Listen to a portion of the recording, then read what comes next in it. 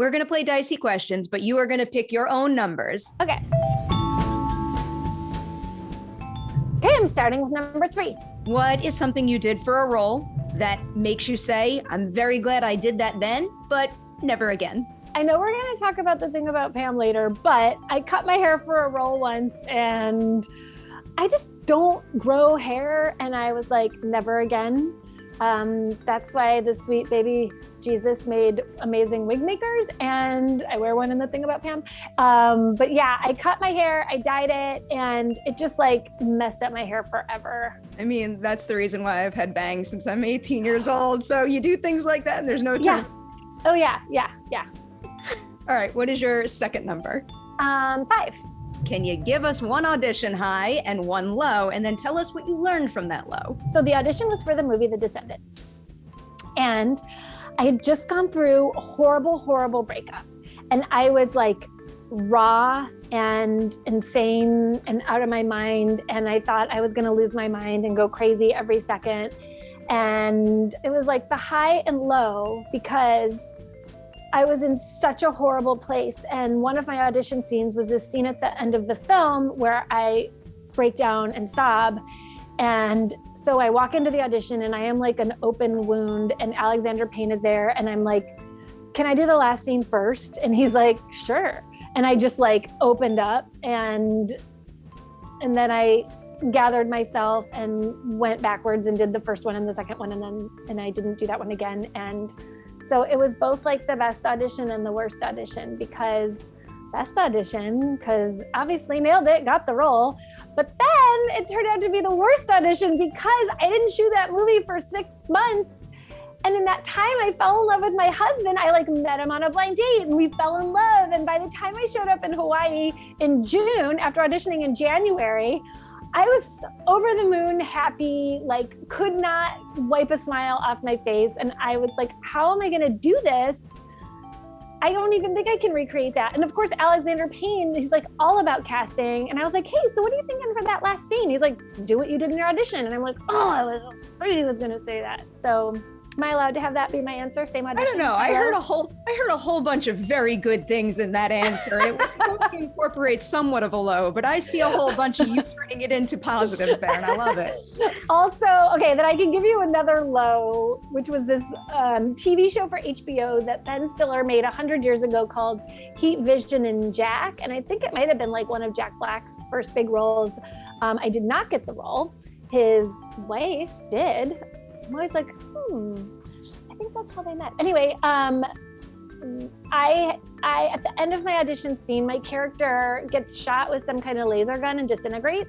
So I do my audition scene and then I'm like, I finish the scene and I'm like, okay, do you want to see anything different? And like, Ben was like, because he directed it, well, you didn't finish the scene. And I was like, well, the end of the scene is that she evaporates. And he was like, yeah. And I was like, oh my God. So I had to pretend to evaporate and I did not get that role. I mean, now you know what I have to follow up with. What does evaporating look like in an audition space? It looks like me screaming as loud as I can and trying to get as small as I can. And I turned into the smallest ball of human that I could on the floor while screaming loudly into like, ah! And I remember the look on the producers' faces, and mostly I remember the look on the people in the waiting room when I walked out. You know, these casting offices are small, and I opened the door and walked out, and everyone in the waiting room was like, because of course you'd all heard me screaming. I wish I would have come out and gone, nailed it. But I mean, I'm impressed you did it at all. I feel like a little part of me would have died inside, and I would have been like, oh, like I can't do it. Part of me did. But I mean, you know, I didn't get the role, and then they met and they got married, and see, again, all positives right there. I guess so. I'm really good at making lemonade, aren't I? I like that skill. Hello, everyone. Welcome back to Collider Ladies Night for a bucket list guest right now. We have Judy Greer on the show. Hello. I'm so excited to have you here. That's a really nice introduction. Thank you so much. What's something that you learned studying in school that you find invaluable and you still use today when you're on set? But then what's something that all the schooling in the world never could have prepared you for when you hit your very first set? There's so much technical stuff. I went to a theater school, so I was trained to be on stage. In my opinion, acting is acting. So you learn how to act and you learn how to break down a script and you learn about characters and you learn about beat changes and all this like technical script stuff. I did not go to a film school, so I never learned any of the technical things about acting on film. So that is something that I wish I would have learned more of. And then things that I hang on to that I still use are like really like breaking down a script. That kind of homework, like sitting down and going through my scenes, like plotting out a character journey for myself. Like even in movies and TV shows where I have like 3 scenes, like I still find a beginning, middle, end in my own head. That kind of stuff is invaluable. Absolutely. And no small roles ever. Ever. I mean it. But definitely small paychecks. Yeah. You can't really put a silver lining on that one.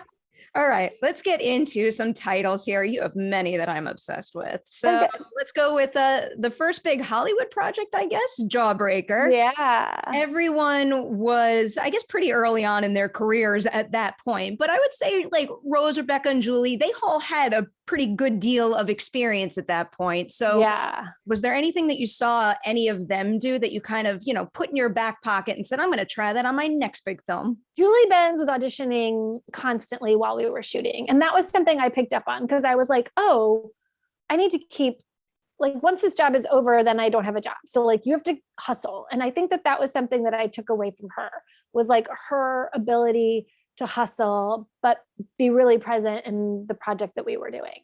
And I remember, I've never talked to Darren Stein, who wrote and directed Jawbreaker, about this, but I remember feeling like he was a little stressed out that like when we weren't shooting, that we were not taking good care of ourselves, that we were still like running around trying to get jobs. And I think like he was always worried that we would be really tired because we only had 1 day off a week and it was a Friday. So we would like, I would just like go on like a million auditions, as many as I could on a Friday. So I had like no days off, which when you're 22 years old is fine, but I could never do that right now. All right, let's go back to the Descendants now. Okay.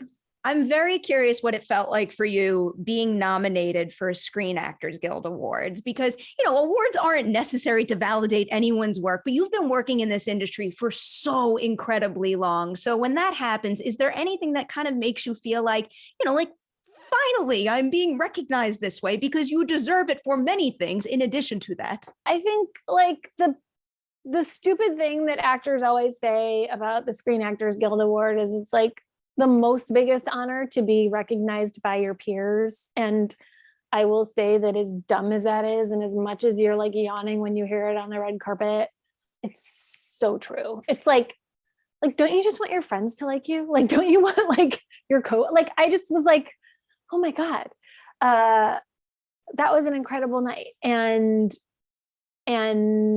it was a huge honor, and it is kind of the coolest award because you're like, oh, my peers are recognizing me. And, like another cool award I always think is like People's Choice. Like the People's Choice Award is awesome because that's like the People's Choice. That's who we're doing this for. You know what I mean? Like we're here for them. I mean, it's really cool when the Academy recognizes you, or, the Hollywood Foreign Press, but like when it's the people you're actually like making all this content for, that's like the best. Let's talk briefly about the Apes movies before jumping into Pam, because one thing that I think about a lot with motion capture work is that, sometimes when you strip a lot of things away, it makes you aware of something that was always there, but you never really noticed. So when you're doing motion capture and don't have like hair, makeup, costume, all those frills, is there anything about your own craft that you started to notice that you never even realized was there or that important before? That's a great question, because I really, like, you kind of answered the question in your question. Like, you strip everything away and you're like, am I any good at all? Like, outside of all of the stuff we decorate ourselves with, which makes it so easy, but also like easy to kind of focus the blame elsewhere if there's not a great reception for your performance. It was the director, it was the right, like, you know, like when it's really just you there. I mean, I can only imagine what those Weta guys thought of all of our performances as they're like painting on top of us these apes.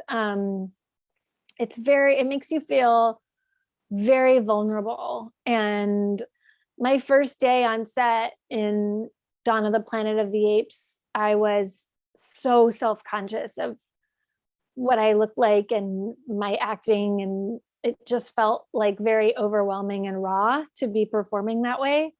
But then, like, Andy Serkis is probably one of the best actors I've ever worked with in my life, and all my scenes are with him. And so, you know, like when you're working with someone at that caliber, like you just rise to the occasion. And you have two choices, like in anything that you do. You can say like, oh my God, I'm so nervous, I'm so scared, I can't do this, I have to be careful. Or you can just like jump in the deep end of a freezing cold swimming pool and be like, well, I'm just going to go for it, because my other option it will never translate. You never can get a great performance if you're not open. What do you think it is about drama with, I guess, a comedic edge that made it the best possible way to convey this story? Well, this story is tricky because it's a true story, and because the investigation is still open. They still have not convicted a murderer. So it can't be a comedy. It's not a comedy. It's a tragedy. You know what I mean? Like, this is a horrible tragedy for so many people. Like 2 people were killed, 3 if you count Pam's mom, died. That's, you know, she died. But anyway, like there were 3 lives lost, and that affects, you know, countless family members and loved ones. And so what we were trying to do is to highlight the absurdity of the story without commenting on it being funny or anything like that. You know, that's why the tone was so tricky. It wasn't like, it's hard to make a comedy. It's tricky tone because you're dealing with something that's very intense and very upsetting, and shining a light on like the absurdity of how it was all handled. So that's what I think we got right, which I was so happy with, because we were always wanting to be respectful of the families.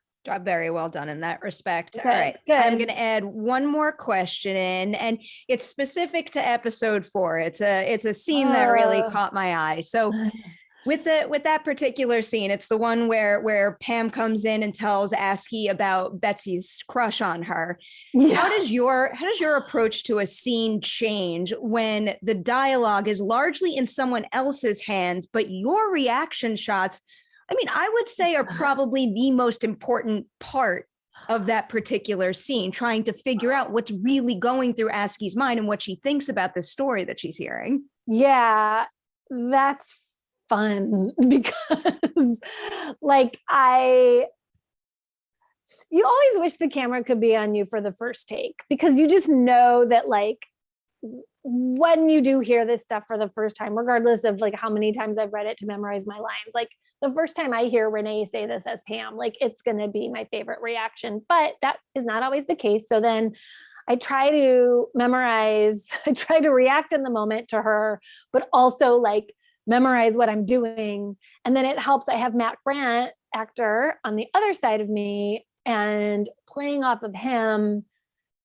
and like us trying not to collapse in laughter.